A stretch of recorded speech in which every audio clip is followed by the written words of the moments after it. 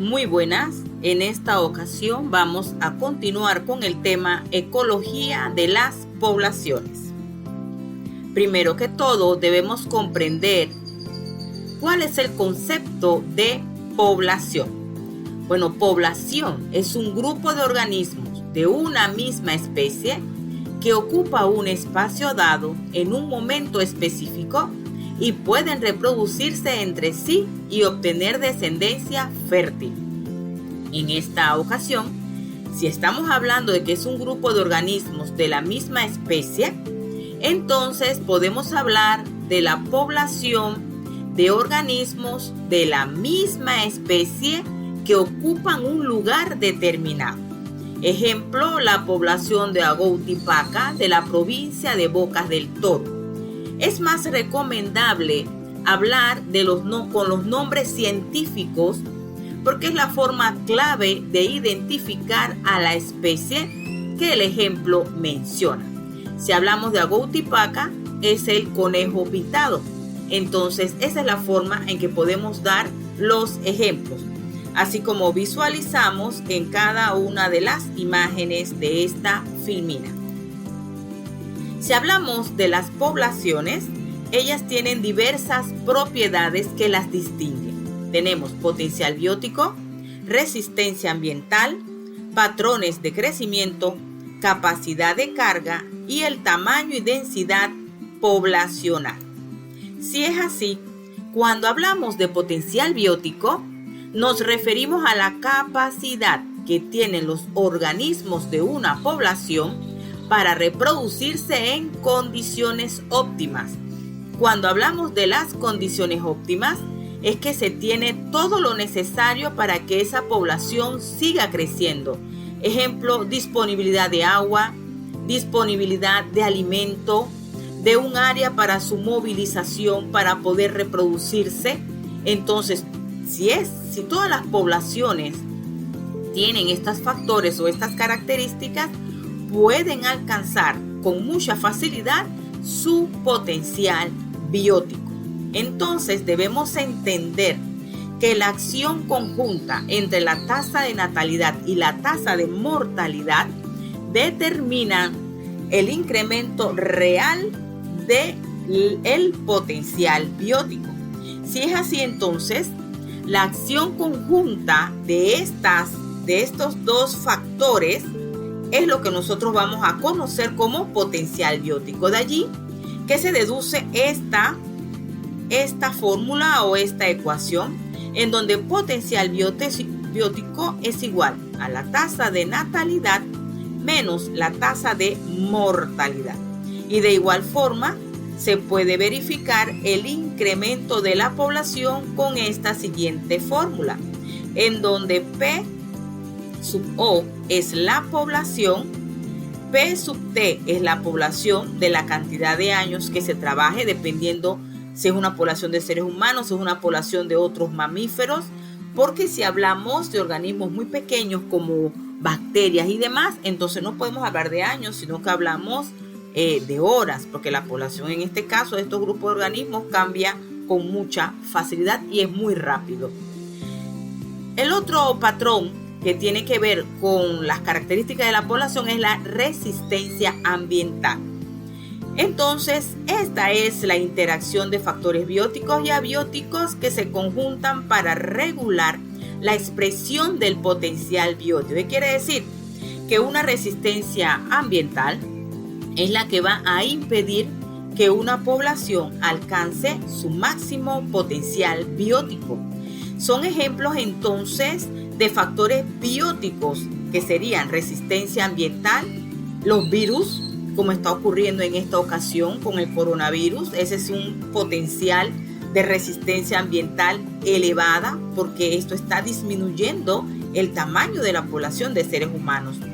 Las bacterias, la disponibilidad de alimentos son factores que lo limitan. Y factores abióticos como las erupciones volcánicas, los terremotos, los huracanes, los tornados, o sea, todo aquello que no tiene vida, pero que de una u otra forma ayuda a disminuir la población.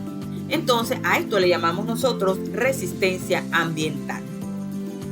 Cuando hablamos de patrones de crecimiento, en este caso, generalmente lo podemos trabajar con gráficas, porque trabajando con gráficas, con los números de organismos, de esa misma forma podemos nosotros establecer en qué momento el organismo está creciendo o deja de crecer. Es así que es un tipo de gráfica que va a representar a la tasa de crecimiento de una población. Hablamos de la fase lag o fase lenta, también es conocida como latencia. En este caso la población aumenta de tamaño, pero muy lentamente. La fase logarítmica o exponencial, en este caso, la población de crecimiento con el desarrollo. O sea, en este caso va a continuar el crecimiento, pero con el desarrollo de los organismos. Y en la fase estable o de equilibrio es la estabilidad de la población en su crecimiento dado por la capacidad de carga. ¿Qué quiere decir esto? Que en este caso, cuando la población llega a un equilibrio, es porque están en contraposición el potencial biótico y la resistencia ambiental para que se mantenga una población en equilibrio. Si es la información facilitada, podemos extrapolarla a esta gráfica, en donde tenemos la latencia, que es el crecimiento lento de la población, exponencial, que es el desarrollo de la población. En la estacionaria es donde tenemos aquí hacia arriba es el potencial biótico y hacia abajo es la resistencia ambiental. Y así entonces tenemos una fase en donde ya la disposición de alimentos, la disposición de hábitat, no se pueden reproducir, hay muchas muertes. Entonces obviamente todos los organismos comienzan a morir, y si esto avanza demasiado, la población puede hasta llegar a desaparecer. Otro factor que tenemos es la capacidad de carga, que no es más que el número máximo de individuos de una especie que un medio determinado puede sustentar. Todos los organismos tienen una capacidad de carga en los lugares determinados, y esto va a estar básicamente orientado ¿a qué? A la disponibilidad de alimento, la disponibilidad de agua. Si no hay agua y no hay alimento en un lugar, entonces la población no podrá vivir en ese lugar, o van a morir o tendrán que desplazarse. Entonces por eso hablamos de que todos los lugares tienen una capacidad de carga. Ahora, el ser humano sí aumenta la capacidad de carga de los diferentes lugares, y eso es muchas veces pues a conveniencia de las actividades humanas, pueden ser para la economía y demás. Aquí tenemos una gráfica en donde tenemos el crecimiento de la población y la estabilidad. Aquí vemos la estabilidad, que no es más que la capacidad de carga. Hacia arriba el potencial biótico y hacia abajo la resistencia ambiental. Entonces esto promueve a una estabilidad. ¿Por qué? Porque si no se acabó el alimento, ¿qué más vamos a consumir? Así que entonces la población va a detener su crecimiento y se va a mantener estable. También tenemos el tamaño y densidad poblacional, que cuando hablamos de la densidad, estamos hablando del número de individuos por unidad de área o de volumen. A eso nos referimos cuando hablamos de densidad. Si es así, entonces podemos identificar 4 parámetros primarios. Y estos parámetros primarios son la natalidad, la mortalidad, la inmigración y la emigración. La natalidad, obviamente hablamos del número de nacimientos. La mortalidad es el número de muertes. Y la inmigración es cuando los organismos ingresan, cuando las especies ingresan a una región determinada, ingresan a un país. Y emigración es cuando los organismos salen de un lugar determinado o salen de un país. Se llama emigración. Esto se puede medir para todos los diferentes grupos de organismos. Entonces, si hablamos de la densidad, ella aumenta por 2 factores: por la inmigración y por la natalidad. Ellos ayudan a que aumente la densidad de población. Pero ¿quiénes disminuyen la densidad de población?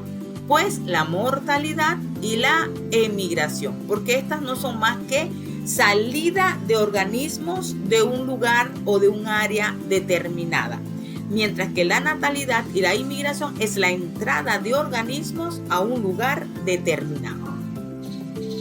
Ejemplo, al preguntar por qué ha aumentado o disminuido la densidad de población de una especie dada, como por ejemplo peces o larvas, en realidad se trata de indagar qué cosa, cuáles de estos parámetros han sufrido modificaciones, o sea, cuántos han nacido, cuántos han muerto, cuántos han inmigrado y cuántos han emigrado.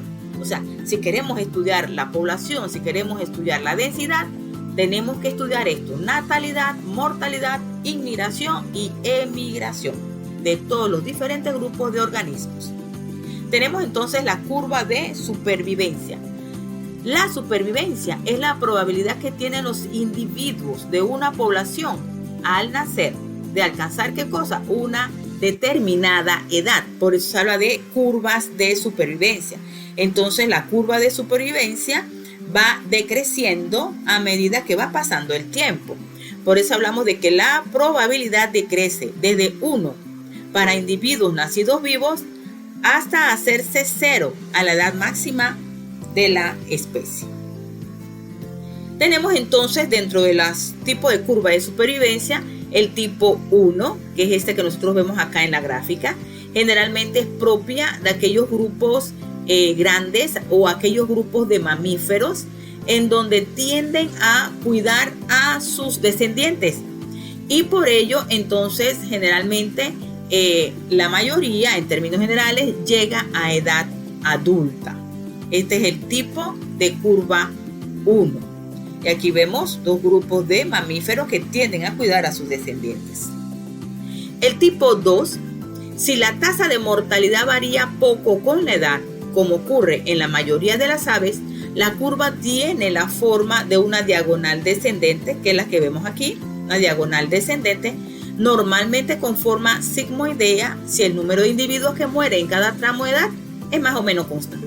Así que tenemos aquí un ejemplo de organismos cuyo análisis de población, cuya curva de supervivencia es tipo 2. Aves. Es un ejemplo clásico. Y tipo 3, en este caso, es la que vemos aquí nosotros en esta gráfica. Las especies R. estrategas sufren una elevada mortalidad. Mire que aquí nacen, pero mueren la gran mayoría. ¿Y quienes llegan a la edad adulta? Muy pocos. Ejemplos claros de ello: los peces, las tortugas, porque son organismos que generalmente no cuidan a sus hijos. Entonces, como no cuidan a sus hijos, muchos mueren en el camino. Claro, como tienen ese tipo de estrategia, tienen que poner muchos huevos, porque debe haber mucha descendencia, porque muchos van a morir. Entonces, este es un ejemplo clásico de tipo 3, curva de supervivencia tipo 3. Aquí igual la colocamos, supervivencia humana, es la curva tipo 1, un ejemplo. En el otro ejemplo, supervivencia de aves silvestres, hay ciertas modificaciones dependiendo de la especie, pero es tipo 2. Y tenemos aquí un ejemplo, supervivencia de plantas, como la Aspergillus venalis. Entonces obviamente muchas mueren en sus primeros estadios y pocas llegan a ser adultas. Parámetros demográficos secundarios. En este caso hablamos y volvemos a tocar el punto de la densidad, pero como eso ya lo explicamos, avanzamos con la distribución. Entonces aquí básicamente distribución, que es la manera en la que los organismos de una población se ubican en el espacio, o sea, se ubican en su área de distribución, en su área en donde viven. Si es así, tenemos entonces 3 tipos de distribución. Tenemos la distribución agrupada, la distribución aleatoria y la distribución uniforme. Cuando hablamos de la distribución agrupada, lo podemos ver aquí: los organismos se agrupan, y esto puede reflejar una distribución irregular de los recursos. O sea, ¿por qué se da de esta forma? Porque en este lugar se agrupan porque hay agua, hay alimento, y de esta forma logran agruparse. Ejemplo, las grandes manadas de mamíferos que viven en las sabanas, ellos generalmente tienden a agruparse. O una serie de lagartijas, por ejemplo, debajo de una roca, tienden a agruparse porque la temperatura es baja, es húmedo y es un ambiente agradable para ellas. Así que son ejemplos de distribución agrupada. Y este es el patrón de dispersión muy común o más común en la naturaleza. La aleatoria. Los organismos tienen una distribución impredecible, por eso se llama de aleatoria, o la podemos considerar como al azar también. Esto es típico de las especies en las que los individuos no interactúan fuertemente, ¿ya? No es muy común, pero sí la encontramos. La uniforme tampoco es muy común. En este caso, los organismos están distribuidos uniformemente en el área que ocupan, casi formando como filas, ¿verdad? No es muy común. Esto es típico de las especies en las que los individuos compiten por un recurso ambiental escaso. Entonces, como ellos compiten, mantienen estos espacios libres. Ellos están aquí y mantienen estos espacios libres. O sea, hay una competencia constante que provoca que la distribución sea uniforme. Ejemplo, disponibilidad de agua, de alimento. Eso provoca esta distribución. Aquí vemos un ejemplo de distribución agrupada, la de los cardúmenes de peces. Aquí tenemos una regular o uniforme en cómo se ubican los pingüinos en el momento que están cuidando a los huevitos, ¿verdad? Ellos forman parejas y la forman por mucho tiempo, son monógamos. Entonces, mientras un tiempo la hembra está cuidando el huevito, el macho sale a comer y cuando él después regresa y se va, entonces el macho queda cuidando el huevito, pero más o menos la distribución es uniforme y al azar en muchos tipos de plantas. Aquí tenemos una agregada, las cebras, ¿verdad? Aquí tenemos algunas plantas de los desiertos que se van a agrupar de forma, o la distribución es de forma uniforme, porque definitivamente va a responder a la disponibilidad de algunos factores que le permitan la vida. En este caso de estas plantas, si ustedes lo observan, es una distribución al azar. Y en este caso, si ustedes ven, es un grupo de orugas que están debajo de una hoja, porque obviamente tienen factores allí que le permiten mantenerse en ese lugar, alimentación, agua y demás. ¿Qué tipo de distribución será? A ver, ¿cuál será? Perfecto. Es la agregada o agrupada. Un ejemplo de la distribución muy común en la naturaleza. ¿Cómo medir el tamaño poblacional? Para saber el tamaño de una población no podemos solo contar a todos los individuos que la conforman. Es lo más lógico, ¿no? Solo lo contamos, pero idealmente es así. Pero en la naturaleza sabemos que esto no es tan fácil. En el caso de los seres humanos, pues se le dice a los seres humanos cada 10 años, por lo menos en Panamá, que se hace un censo de población.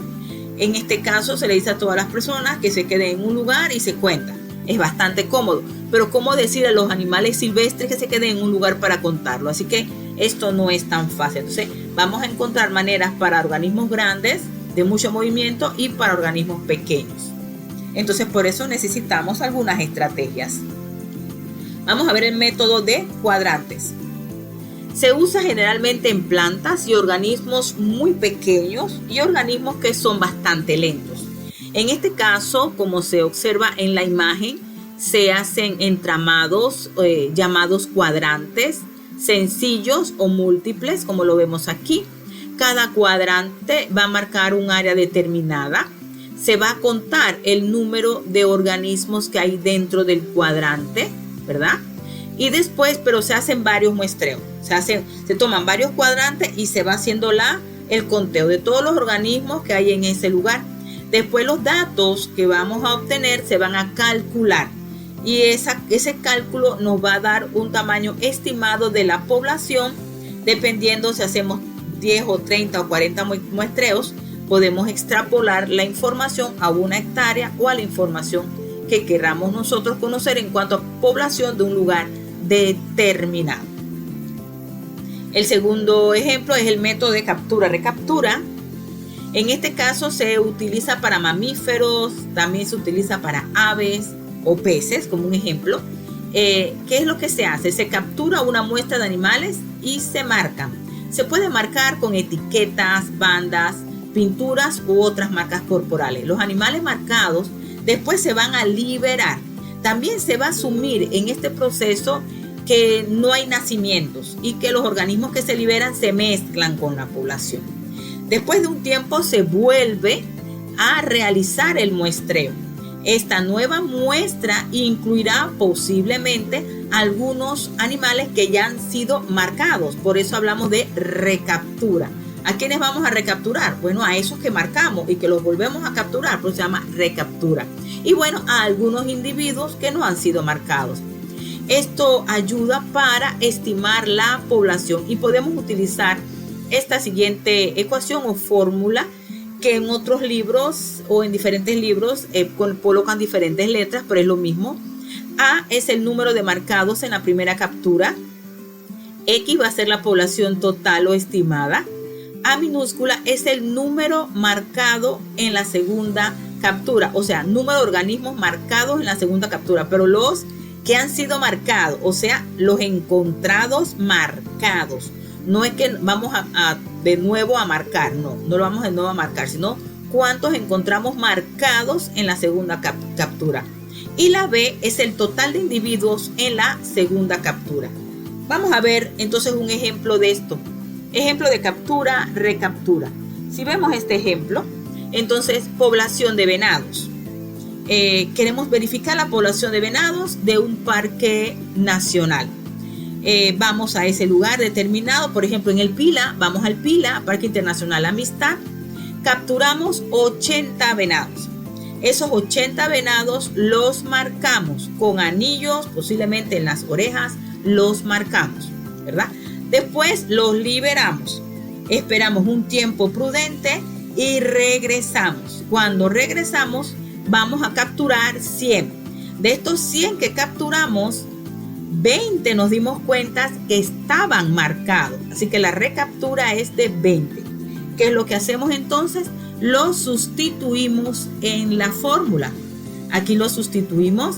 ¿Cuántos capturamos en la primera? 80, que fueron los que marcamos. Lo vamos a multiplicar por la cantidad total de capturados en la segunda vez que volvimos. Y eso lo vamos a dividir entre los recapturados, que en este caso eran 20 marcados, ¿verdad? Que encontramos 20 en la segunda vez que fuimos y hicimos el muestreo. Este resultado nos da 400, perdón. Estos 400 nos indican que es la población estimada de venados. Entonces, esta es una forma muy común y bastante acertada para conocer la población de los diferentes grupos de organismos. Y bueno, hasta aquí, como siempre, les recomiendo revisar varias veces el video para que comprendan los temas y puedan poner en práctica pues los dos últimos puntos que verificamos, y también en el documento de texto algunas formulitas que les puedan servir de aplicación. Como siempre, debemos estudiar. Excelente, y nos vemos.